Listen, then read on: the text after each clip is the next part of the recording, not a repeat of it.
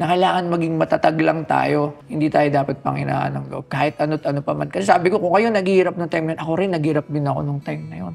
Nakaya ko. Ikaw ang bubuo, sisira, gagawa, at mag-aayos ng buhay Yes. mo. Walang ibang tao Wala. gagawa nun sa'yo. Magsisimula lahat yon sa isang desisyon. You know, God, the universe will conspire Tama. para ibigay sa'yo yung mga opportunities na Lahat. para sa'yo. Totoo yun, ma'am. Pero magsisimula yun sa desisyon. Totoo yan, ibibigay niya sa'yo lahat. Naranasan ko na yun. Alam mo, may inihiling ka na bagay, magugulat ka, hindi ibibigay sa'yo. Tatanungin mo, bakit hindi binigay sa'yo?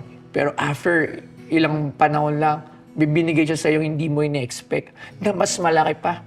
So talagang sabihin mo, iba rin talaga yung will ni God, tsaka will as yung pagiging tao mo. Pag sinamahan mo kasi talaga ng will yan, ibibigay sa'yo yan eh. Never din talaga ako susuko. Sa tingin ko, siguro hanggang mamatay ako, hindi ako susuko sa laban ng buhay.